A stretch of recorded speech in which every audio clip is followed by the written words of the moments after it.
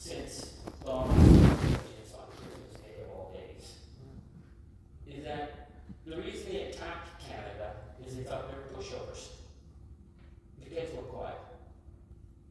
Donald threatened us because he believes in the rule of the oligarchs. Vladimir Putin believes in the rule of the oligarchs, and the rule of the oligarchs, treaties don't matter, sovereignty doesn't matter. Donald Trump said that. He said that artificial line, we could just move that. He said that, Canada and Mexico used to give us problems, now they do what we tell them to do. Well, no, we don't know. That's why now you're calling us the meanest and nastiest people on the planet. They thought Canadians were pushovers. And we aren't. And we can't be. Because if we resist and we stand up, then Donald doesn't quite know what to do.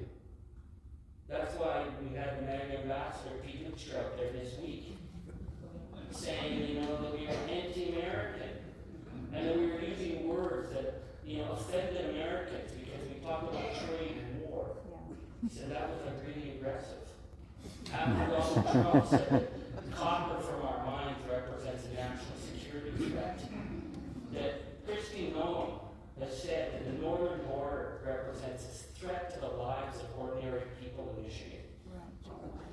Yeah, all of us who are going over to shop are apparently, sneaking over taxes at night.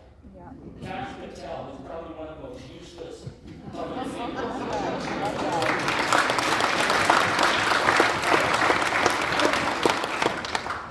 We're flooding the American border with terrorists. So my message to ISIS Canada is stop wearing the freaking tubes. At least be more subtle. But, it's funny, it's not. Because it's the language that Putin used against Ukraine, where you start demonizing your enemy. So they're now trying to make Americans think that we are this threat on their border. And threats have to be dealt with. So there's no kidding around the situation we're in. But I want to say the one thing that has been amazing, and that has struck everyone, I think, around the world, is the determination of Canadians with the boycott. The boycott is an incredibly powerful tool. I think it's been about 8 months since CBC's called me. They don't do really good with, when I talk about gangster authoritarianism. What do you mean by that? I've had someone say, well, it's not really gangster authoritarianism, it's asking he said, she said. And on the boycott, they've only recently started writing about the boycott. And every now and then they call me out of the blue and ask about the boycott. And I said, you're not going to do this story, are you? And they said, well, why not? And I said, because you thought we were all going to cry ourselves back to sleep. That's the story that you got in your storyboard. Canadians showed a lot of passion in the spring, but now it's gone on. What has gone on? Canadians have moved on. So I want to give you just a few statistics to show you how strong the boycott is. They were talking about a $29 billion hit to tourism. Month over month, those American border towns are empty. Las Vegas, the mayor was saying, it went from a faucet full to a drip.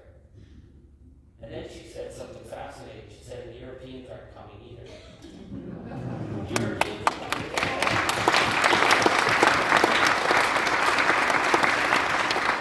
And we want to say, Americans are more than welcome in Canada.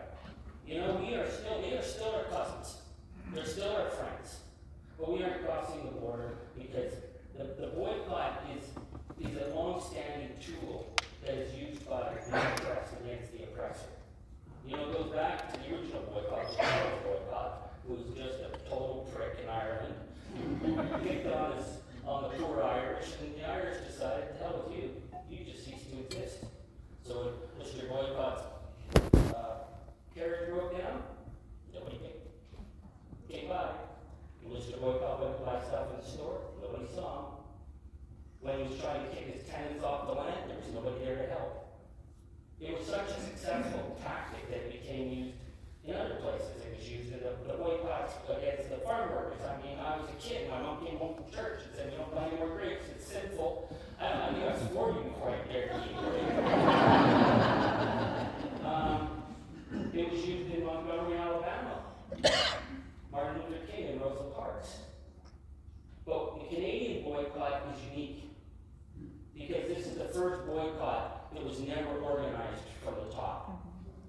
organized by you and you and you and you because you said, hell with that. You insult my country. You insult who I am. I'm buying your damn products. Right?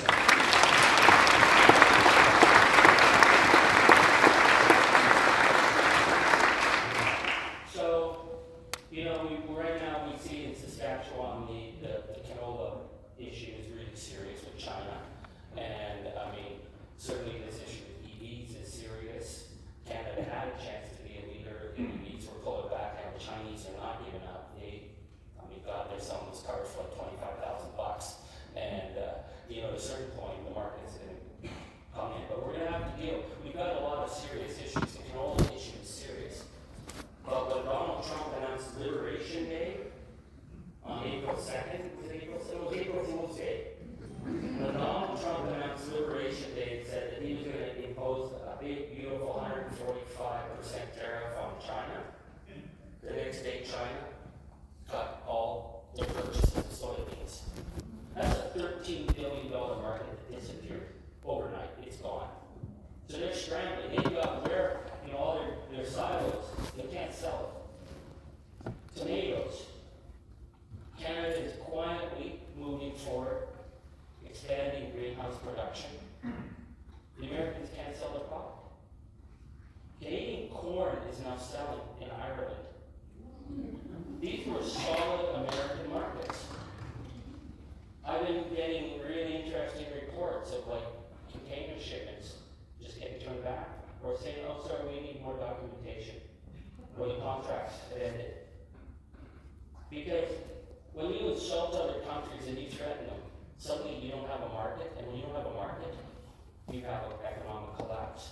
So that's just an egg. Now you're talking this summer about Farmageddon in the United States. Because the input costs, right? Like in farming, I'm not a farmer, I live near farmers, they don't input costs a lot more than me, but you don't have a lot of margin space. So when you start messing with tariffs, chaos happens.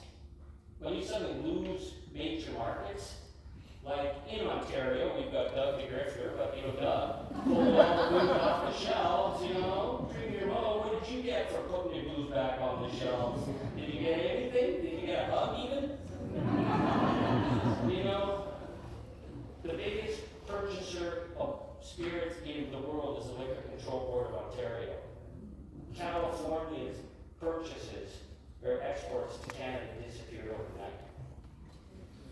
I was in Nova Scotia, I was in Newfoundland, I was told even in Alberta, well, they're not putting it back on the shelves because people don't want to buy it anyways. But here's the thing. I get messages every day from people across the United States. And a woman from Kentucky wrote to me the other day. And I was really amazed at what she said. She said, my son works on the line at Jim Beam. And the day that Donald Trump threatened your country, we saw a major hit. And she said, now our production lines are grinding down. And then she said, you have to keep it up. And I was not expecting that.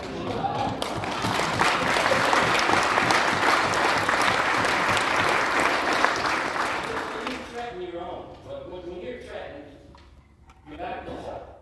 But she said, we are fighting for our democracy in the United States.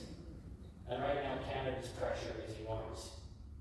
So, when all the governors came up from the Eastern Seaboard and said, Canada, we love you, come on back. I didn't hear any of them say, Canada, we're really sorry that you might get pulled out of a line when you come down and get dragged off to a nice detention center, maybe deported to El Salvador. You never heard that. Do you think that you're going to give us 10% off at Chuck E. Cheese's in Buffalo? It's not going to happen. And that's what Canadians have shown. It's a really powerful, powerful thing. And I'm not blowing smoke here, but I think it's really important for people in this time of darkness to know that the little that we're doing, if we do it collectively together, does matter. And it is being noticed. The amount of people from around the world who say, I'm in Sweden, I'm trying to find Canadian products. If I find it, I buy it, but I don't buy any American. Markets are shifting, people are shifting, because they see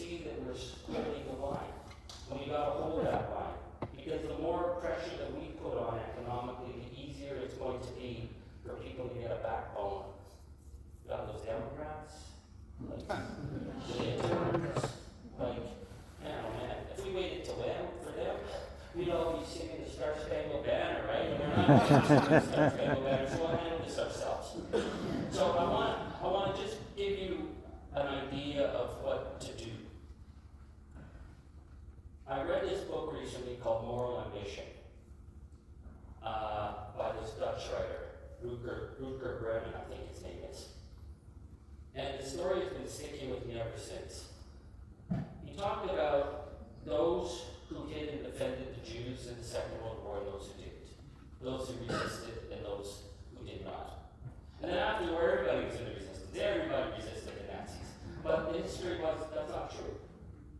The only reason they were able to eradicate the Jewish community from so many countries is because people went along. They didn't speak up. The administrations went along. The trains kept running. The police did their job. But there was a village in the Netherlands that hid more Jewish people than every other place in Europe. And they've done enormous studies, multiple studies, on why people resisted and why people didn't. Were they more religious or less religious? Didn't seem to be a pattern. Were they more educated? Not necessarily. Reason. Were they less educated? Didn't seem to matter. Were they urban? Were they rural? The reason people resisted is because someone asked them to help. That was the common linkage. So in this village in the Netherlands, they identified it down to the people who started it. So the person who instigates it is called the Zero. And this man, Arnold Dawes, was probably a bit of a failure in life. He wasn't married, didn't really have a job, but man, he hated Nazis. That's what's in top of my class. So he was like cutting telephone wires and just making mischief. And he had to keep going on the run. And then he ended up in this village in Newlander. And so he became the Zero that started the resistance in Newlander. And then the Zero needs a 1. You can't do this on your own. It's what G.K. Chesterton says, that, 1 plus 1 isn't 2. 2 is 2,000. Because 2 together can change everything. So once you get 2 together, then you get the next one, and the next one, and the next one. And every single person in Newlander who stood up was because they were hounded and pestered and bugged by Max Leon and Arnold Dawes. To the point that they created this network. And this is the other thing they discovered. The vast majority of people who were asked, many of them were not pleased about doing it because they thought, I could get killed. And people did get killed for doing it. But once they did it, they were willing to do it again. Only about 3% of the people who were asked stopped after the first time. The vast majority helped many, many, many people. And I think this idea of zeros and ones and twos is a really profound concept, and it's been staying with me as I travel and I talk to people who are doing stuff across the country, because nobody is coming to save us. Nobody real smart is going to get it together. I'm hoping Mark Carney's going to get a deal, but I'm looking at the other side and thinking, I don't know, still look good. I'd love the Democrats to get their act together. I'd love the courts to do it. But I get the feeling that the only thing that's going to save us is us. And what we're going to need to do is rebuild our democracy. And we're going to need to rebuild our resilience. And we're going to have to do it from the grassroots up. Because let's admit it, we were sleepwalking to a disaster. Right? We came out of COVID, we were cranky, Canada's broken, there was all this kind of rage talk. You didn't even want to talk to your neighbor over the fence because you didn't know where the hell they'd gone to during COVID. And what they were going to poke you with. And so we stopped talking to one another. And it made us isolated. And being isolated makes us vulnerable. That's part of the playbook. So we've got to start going to community meetings again. We've got to start meeting people. We've got to start doing things we did before, which is building community resilience. That's the story of Saskatchewan, right? Your resilience enabled your communities to grow and survive, no matter what they threw at you. And that's what we're going to have to start redoing from the grassroots up. That's what's going to make us able to resist. And I want to say that in this time of darkness, I'm seeing some real hope. I think suddenly ideas matter. Words matter. Books matter. We can't get suckered by this AI revolution that's coming, that's going to swamp us. This is why public institutions like this are so important and they have to be protected. And we have to stand up for them. Because our universities, our colleges, our public places where people come to learn critical skills, that's something that can't be replaced, because look how bad it's gotten in the United States. Then we have to say that ideas and discussion matter. We're going to build something out of this. And what that is going to be is a new Canada in a time of darkness. Because how far dark it's going to get, I don't know. But I really am encouraged by what I'm seeing, with people just willing to do their part. So it may not seem like you're doing a lot every day, but stop the goddamn doom scrolling. Don't get up in the morning and worry what did you do last night. Worry what you're going to do. Worry about who you haven't reached out to. And if you haven't heard somebody do something yet, and you're wondering, why is nobody in my community doing something? They're all looking at you and wondering, when are you going to say something? I've seen that with the Tesla takedowns. I've seen that with Grandmothers Against Genocide. I've seen that with so many grassroots organizations that someone just said, I was so freaked out and so depressed I had to do something. And someone else said, I'll help. And they started at the local level. So that's what we need to be doing in this time. I'd like to tell you that there's a bigger plan. I really do. But the biggest thing we've got right now is to stay the course. And remember where our values are and what we're rooted in. And it's going to get us through the darkness. Because it's going to get darker. I think we all know that. But our parents came through this, and our grandparents came through this. And I'll end with my mother, a miner's daughter. She's going through the snow in her walker when Trump started his threats, and this woman came up to her on the street and asked my mom if she needed help. My mom said, that's okay, I can get through the snow. The woman started walking with her. And the woman said, do you think we'll survive this?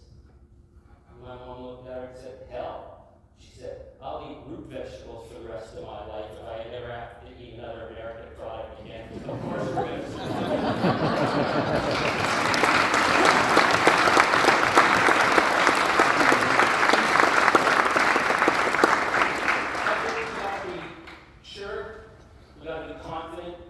We gotta be bold, and we gotta say that we don't have to drop to the lowest common denominator to survive. We're gonna survive by building. And it's that line that Winston Churchill said to Hitler. You, sir, you do your worst. We will do our best. That's who we are as a nation. Because at the end of the day, we will always be true, north, strong, and free, and we will always be true, north, strong, and free, as long as we stand for the values of who we are and the places that we come from. It's the places that we come from matter, that makes us who we are. So I thank you so much for this. It's been an honor, and I'm so glad to be back here.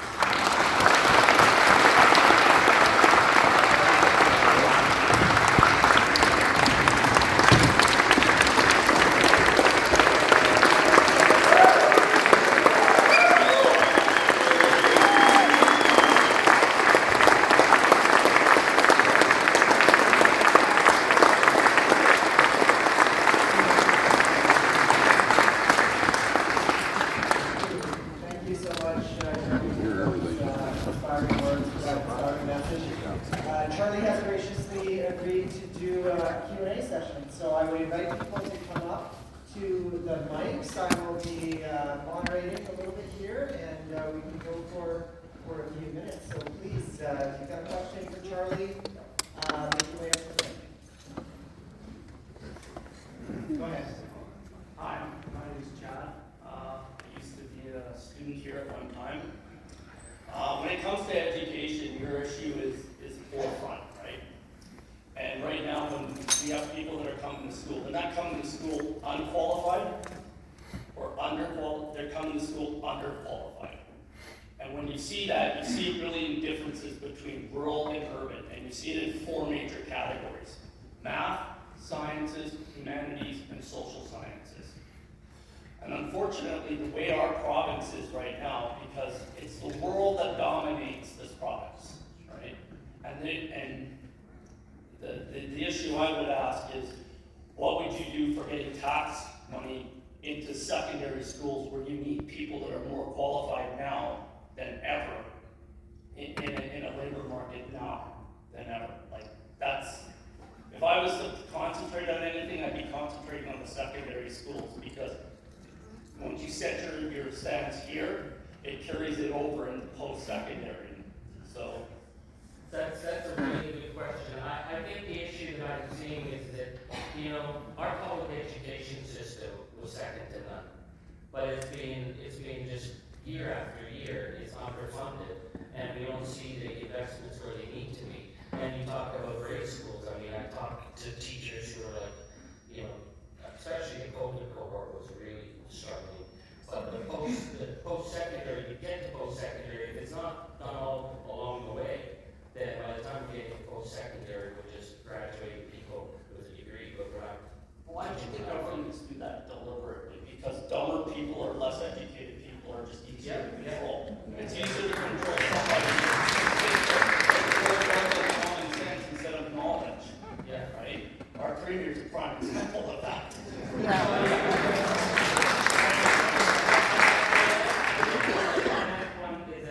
They said that when Donald Trump ran in 2016, they did a test of, they based on what he was saying, they said, I don't know what Republican candidate spoke at the level of grade 10 level, then was grade 8 level. Donald Trump was speaking at the level of grade 4 level. So that's why they don't want to fund schools. And that's why we need to fund schools. And, you know, I come from rural, small town northern Ontario. I mean, our kids, their dads worked in the mines, they were immigrants from all over the world, and we put up doctors, and we put up lawyers, and we put up teachers, and we put up people who went and were able to work because we invested in a good public education. So, Yeah, but how do you take that out of the government that doesn't see it like this yet? that's what you're gonna do for me, my friends. We're gonna do this level, this is what we gotta do, we gotta rebuild. Thank you. Yeah, hi Charlie, my name is Don Young. I look around the room here and I see a lot of familiar faces. So a lot of door knockers in this room. And a lot of people here helped build Carla's caucus from 13 to 27. And what was once called the Feisty Caucus is on the verge of becoming the governing caucus. And I want to ask 3 very quick questions. I'll just roll them all into one paragraph. What the heck is going on with the National Party? There's been a real chill between the Saskatchewan NDP and the federal NDP. And maybe you could just talk a little bit about that. Secondly, does the new leader of the National Party have to be bilingual? Or has Carney set a sort of a low bar, a Carney bar for basic French? And then thirdly, and I think the folks in the room will appreciate this, what the heck do we have to do to get you to run?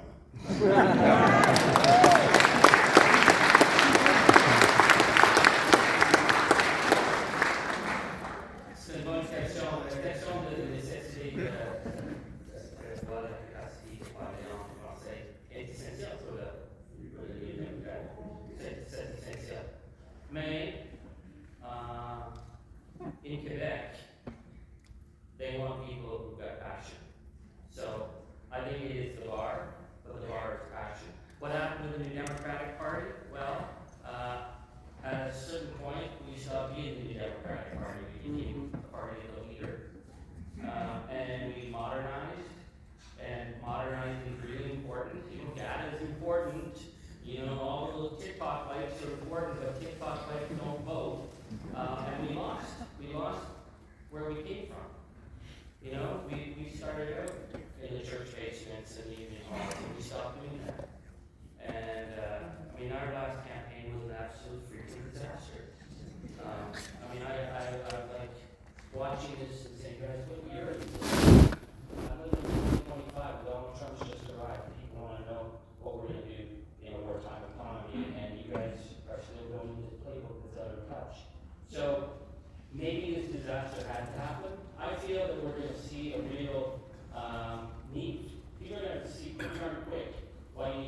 Democratic Party in the House. We're going to learn very quickly that the progressive wing of the Liberal Party ain't gonna balance off. We need those guardrails. Pauline is going to run as far right as possible. One party gets right there, that's what happened in the United States. So you're going to see I think it's going to be an exciting race. Abby Lewis is a really smart guy. I have an enormous respect for Heather McPherson. Heather McPherson walked our pocket through fire, and she's got that prairie pragmatism. So I think it's going to be an interesting race, but no, not me. You still have to probably someone Charlene's leadership tour shirts, and you know what? I think we did very, very well in Saskatchewan. And I'm going to end on this. You know, when it doesn't matter what your regional ridings do, when it doesn't matter what your local EDAs do, and what also matters is selling a whole bunch of $5 ballots, you know how to get the social democratic movement. You know, because the social democratic movement has to be based at the base. And the day that we stop putting our emphasis on our district associations and our regional associations that we all in on, let's sell as many memberships as possible, make this exciting. We stop being a social democratic party. So, because when you need them, you can't look at your base and consider it as a tax, the ATM machine. You have to be engaged with them. So, that's my view on the Democratic Party, and I'll be watching. Thank you. Yeah. Great to hear from you tonight. It was really wonderful. Thanks for being here. I have a question, two-part question for the professor and yourself. What is the university doing? Kind of what I talked about academia. What is the university doing to enhance students' critical thinking skills and educating them that AI is not intelligent, it's not thinking, it's just language prediction?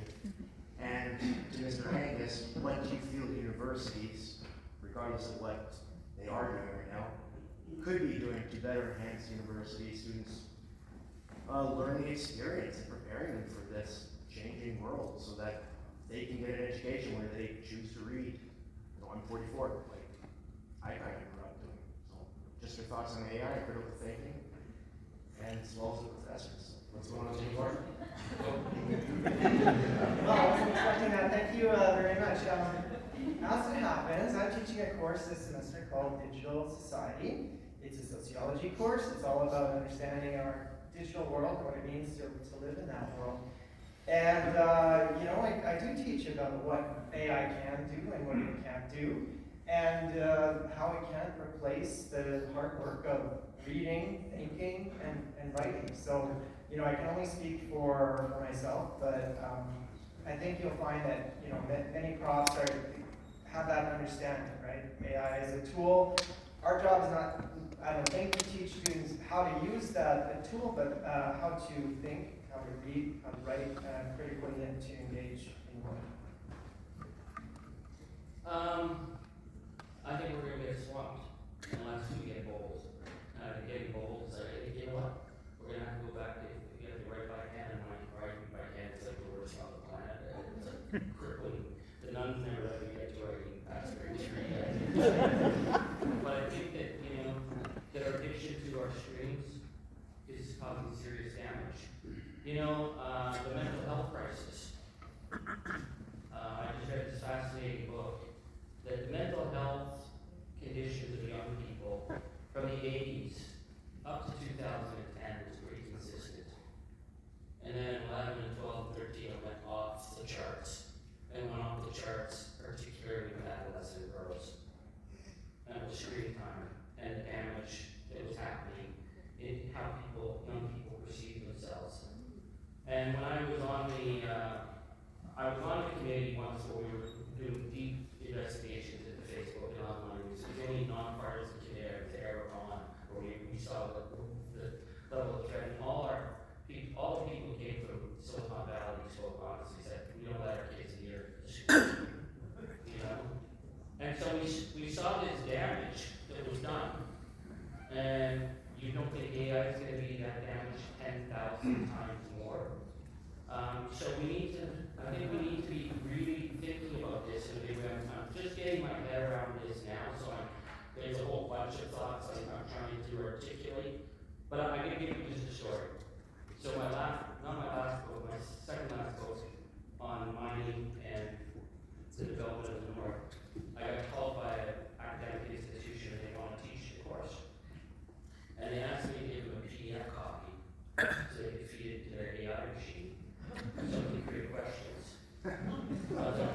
No, you're not taking my work and feeding it to AI. Why don't you get one of your students or you? Otherwise, why do you have a job? And then the next day I got 65 questions, and they said, oh, we got a student to do this. And the questions were ridiculous. Because AI doesn't think. It can put a whole bunch of facts together, but it doesn't think. So none of those facts meant anything. So why I'm saying that is because I think the danger for government is government's going to be absolutely suckered by the AI so they can fire a whole bunch of people. So when you're trying to get something figured out, and you're desperate to get why your pension didn't come in or why you can't get medical service, and you're talking to an AI bot, good luck. I think universities are going to see this as, wow, we can cut down on the amount of staff we have. We'll do that. AI is going to be the big gift for everybody that is going to make it a lot worse. So I think if the cargo space is not thinking. That's why right now being able to think is an advantage we have over what's happening in the United States. So, but that's a whole other conversation.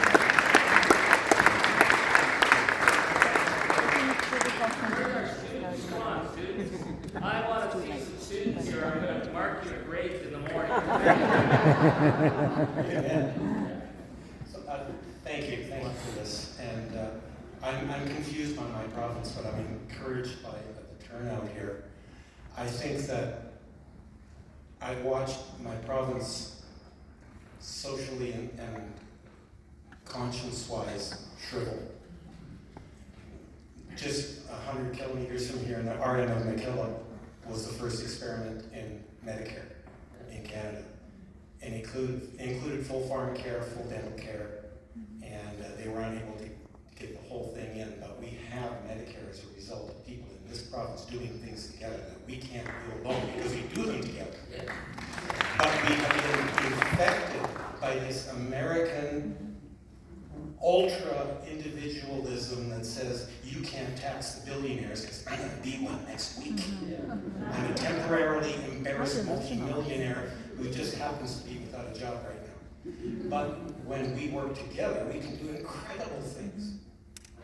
So I'm encouraged that we are gathering. But the thing I wanted to ask you was, what's your playlist for this? Because I've got 2 songs that I use to lift me up when I need them. I'm a songwriter and a singer, but the Arrogant Worms War of 1812. Oh, yeah. Heavy rotation. And Leonard Cohen's Democracy. Democracy is coming to the U.S. And I think as artists, we need to pull up our socks and inspire our people and inspire ourselves. And I'm an unknown nobody, but I do my part and I try to write my songs and to try to encourage people to gather and love one another, and that's the only way I can see us getting out of this. Thank you. Thank you. Well, something on Mega on the Prairies and the other would be my 2 songs about this. I find I spend a lot of time in the rest of Canada saying, we've got to trust each other. Because Angus has done so much damage to our nation, deliberate damage. And Premier Mo is Mr. Mini-Me. So Premier Mo doesn't even get mentioned. And I to most people, and I think in Saskatchewan, that punched above its weight forever is now behind Daniel Smith. And I'm going to say it, not to be partisan, but I've spent a lot of time in Saskatchewan. I think you're the best, friendliest people that I've ever met. So why do you pick the 15 biggest dummies in your province?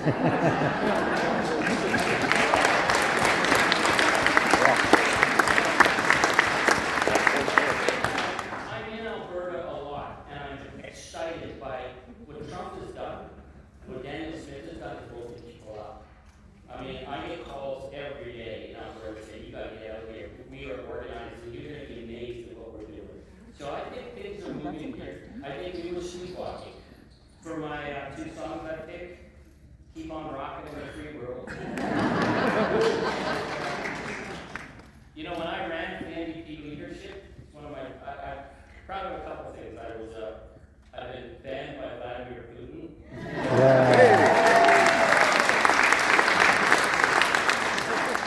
But Patty Smith gave me the permission to use People Have the Power for my leadership.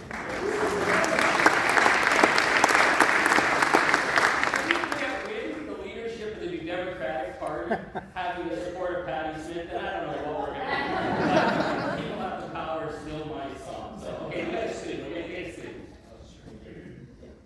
I'm a student here, so I'm about to reference Wikipedia. I'd like to apologize for that. Wikipedia is good, man. Wikipedia is good. There's a new, alarmingly lengthy article on Wikipedia called Persecution of Transgender People Under the Second Trump Administration. It's very long. I'd like to use transgender people as an example for my question. Ever since the Trump administration especially started locking in on a harmful rhetoric about transgender people, I've been hearing it here in my home city, Regina. As a transgender man, I know firsthand that most of the things I'm hearing aren't true and are very harmful. I'm wondering how this rhetoric is harmful for transgender Americans and for other Americans who are distracted by the scapegoat. And also, how do we as Canadians have responsibility to educate ourselves and resist rhetoric from in states like this? That's a really powerful question. I thank you for that. You know, when I started to see this, this was part of the NAGA playbook of identifying enemies and demonizing enemies and diminishing enemies to get people roused up. And at first I thought, we wouldn't do that in Canada. We're not going to go there. And then we saw them screaming outside our school board meetings. There was this woman who used to call me every day to scream at me because they had non-gendered bathrooms at the university. I was like, lady, call the university. She called me the next day, screamed at me, and said, it's provincial. She kept calling me, and I finally said, ma'am, I might not be able to help you because I don't know how you grew up, but I grew up in a non-gendered bathroom. She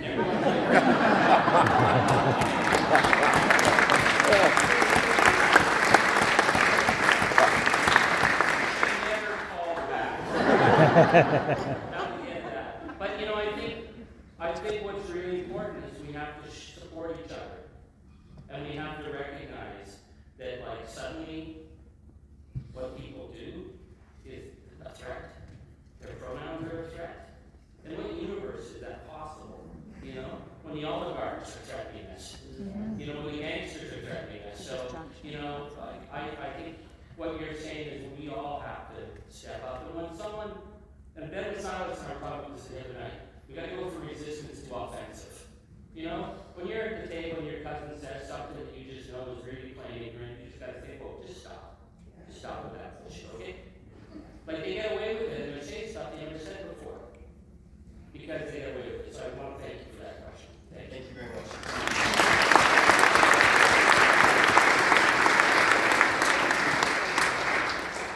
Well, thanks for coming to Regina, Charlie. You said we need to stand by our values, but before Trump and before COVID, we have a homelessness crisis in every city in Canada. People are suffering and dying on our streets.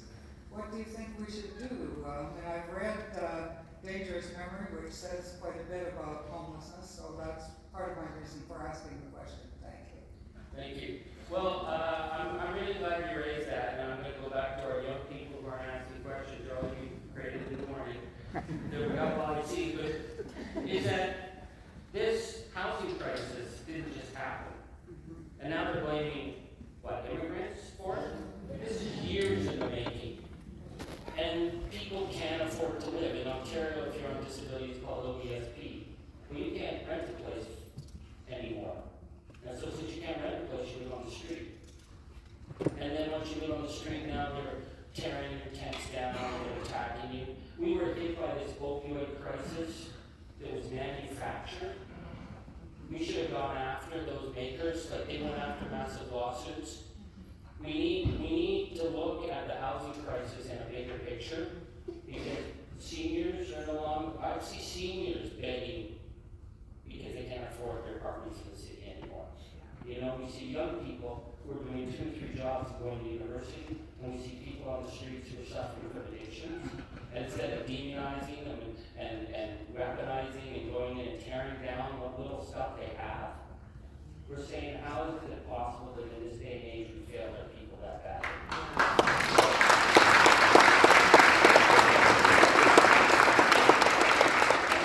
Housing program, you don't think that would put everybody to work like that? You don't think that our mills would be running 24/7? And you know, I'll say about Justin Trudeau, I'm saying some good things about him lately, that he did stand up to Trump. The housing accelerator program, man, if it accelerated any faster, you know, it would have just frozen, like, it was an accelerator program, it's like, we shouldn't build anything, we gotta stop talking about building, we gotta start building. So, okay. I'm kind of shaking right now. No, man, just throw it out, say whatever you want. Alright. I'm here not to ask a question, but more of what you say, how important education is. I'm a living example. I came to Canada in 2018 and wasn't really interested in studies first. So I come from a family background with business. So when I came here, I just wanted to do some kind of university education. So I'd go for a 1-year program. Kudos to my professors. They are so amazing, and they made me interested in the studies. And I'm glad all this time they educate me. As an outsider, when I came to Canada, when I see the homeless people, I learned from society and had a very negative perception. So when I learned and studied in university, I got to learn who these people are. And my professor, Jeffrey Walters, he told me these are the failure of our system. These are not people who are garbage or just criminals, but they are a failure of our system. So that just hit me hard, and I kept studying, and I'm now in my 3rd year for bachelor's and working at the NDP of MLA for Regina, Wisconsin Plains, and I work for Terry Saliba, that does advocacy for homeless people, for all sorts of good stuff. Thank you so much for all your work.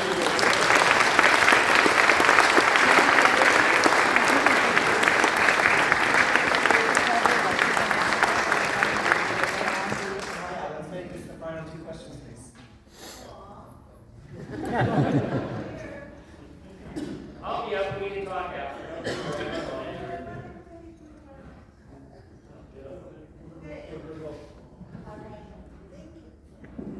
Hi, my name is Mirza, and I've been here in Canada. This is like 50 years that I've been here. I came as a political refugee. I've seen all that you have said, and I agree. Boycotting is a powerful tool. We did it, and it has worked. As people from the South, we have experienced all this before. Now, my question is, that's my introduction. And I think that's something that somebody is missing, and I agree what you say. I see that it's really good ideas. Education is so important. It's the best weapon to defeat an enemy, but we're missing the indigenous people.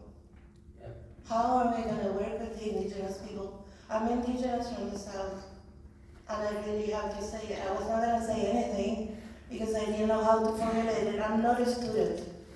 I went to school a long, long time ago. So, but I want to know, how do you see working with indigenous people and working with them, consulting them, and calling them to the table? Because those voices are really important. We all are surviving in this land because of them. Thanks to our Mother Earth. Thank you.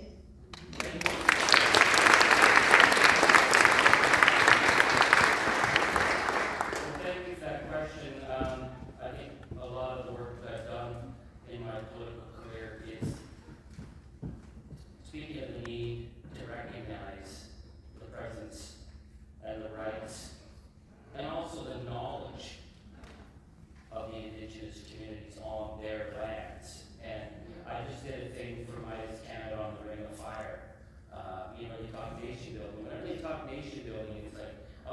let's go and get more fossil fuels, that's nation building. Doug Ford said he's gonna run the bulldozer into the ring of fire. The ring of fire is in the most fragile subarctic peatlands. And they're doing it without consulting the people. And the people there will tell you, you can't tear apart the peatlands and six shafts. Because, our planet's burning.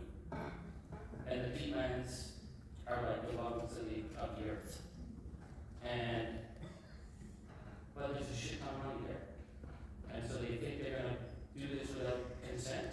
And if you're gonna do that without consent, you're gonna get conflict. And I think Prime Minister Carney made a big mistake when he ran that Bill C5 through. We didn't expect anything else from Doug Ford in Ontario.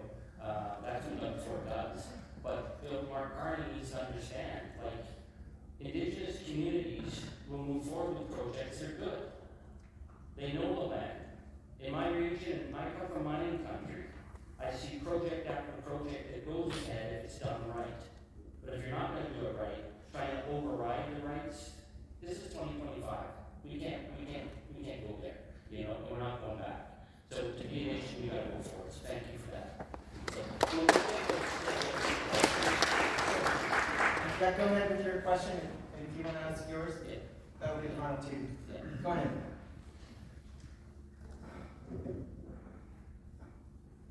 Well, thank you for the opportunity to speak. My name is Angus Miller, for those here who don't know me. I'm a successful legal advocate. I'm with Miller & Tonjek Law in Calgary, Alberta. I'm from British Columbia. I lived in BC for about 10 years or more, and I love it. Economic-wise, however, even with my own work as in the legal field, I am having to struggle on a daily basis, even in particular when law partner passed not too long ago, where our clients that we both worked so hard to join our law firms together and actually got the clients going, got our agency up and running and suddenly apartmentized. And suddenly our clients are dropping us, dropping my agency. And it's been incredibly difficult as it is, being a First Nation person, being brought up in the all my life.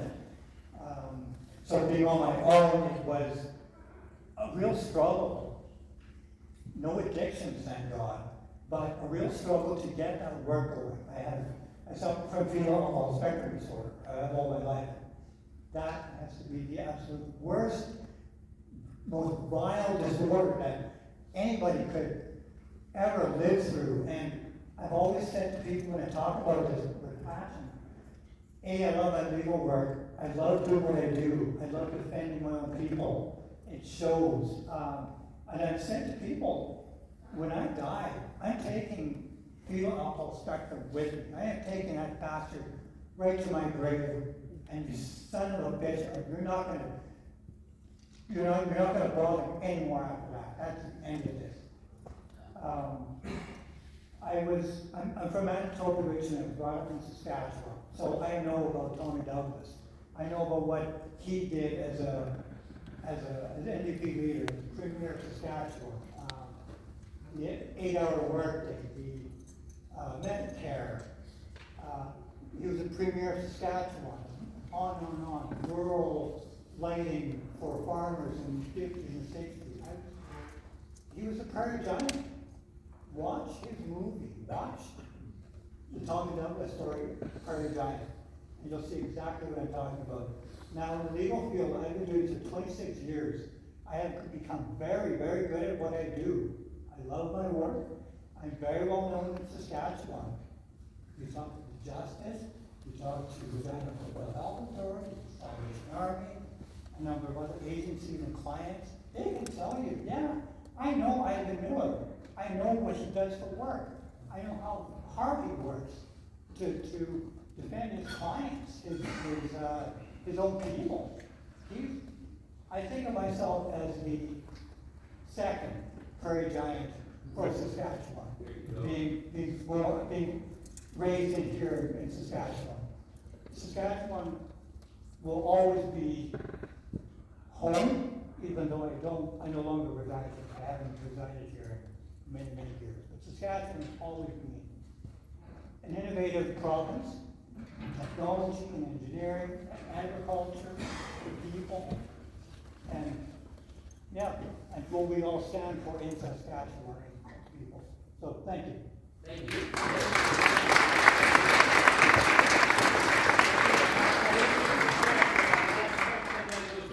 Saskatchewan. Yeah, that's right. On Sunday night, I had to chase the muskrat out of the shop with a broom. But in what ways is higher education preparing Canadians for hybrid warfare attacks, especially with respect to enemy subversion, NotPetya-style cyber attacks, which inflicted $10 billion damages to infrastructure in Ukraine in 2017, increased economic hostility like sanctions and embargoes like those imposed on water treatment chlorine by the United States against Iraq to encourage disease among civilians, and potentially a hot war, as today's empires scramble for resources, just as the fin de siècle empires scrambled for Africa. And second part, this lecture, of course, is presented by the Sociology and Social Studies Department. However, what efforts are being made to encourage a mentality of political resistance in the hard sciences and engineering departments, which are most likely to be employed by reactionary concerns like those of the petroleum industry and also the big tech cartels? Wow.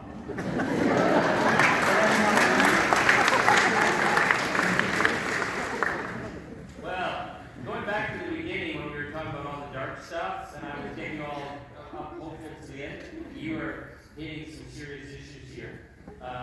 We are facing, we saw what the Russian ongoing campaigns of cyber threats. I remember the Estonians, they've cyber-proofed their nation because of those threats. We are babes in the woods. And we have to expect that we're going to get cyber threats from all kinds of actors, and we have to expect it from the United States.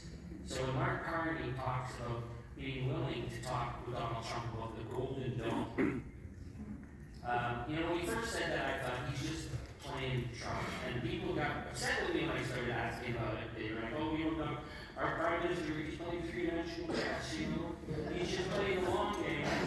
You don't think MAGA's playing the long game with us?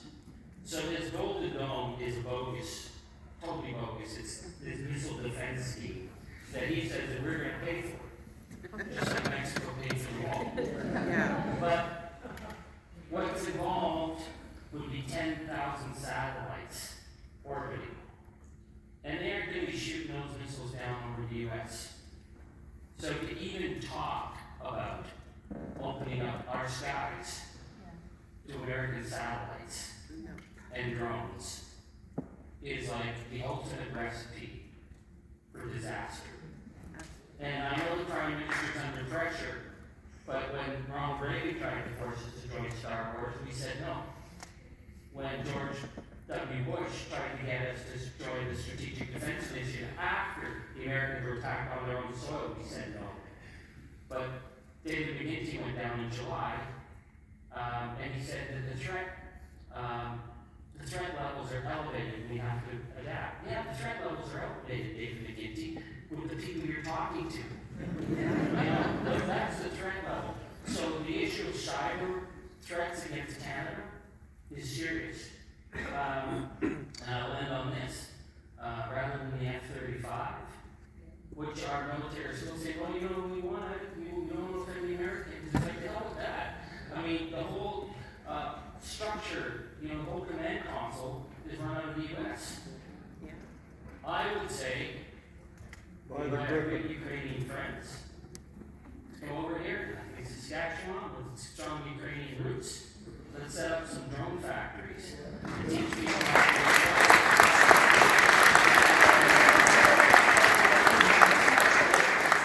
our critical infrastructure. So the final thing in terms of, we're going to need engineering, we're going to need science, and we're going to have to do it on the down low. But we need to move pretty damn quick. So thank you.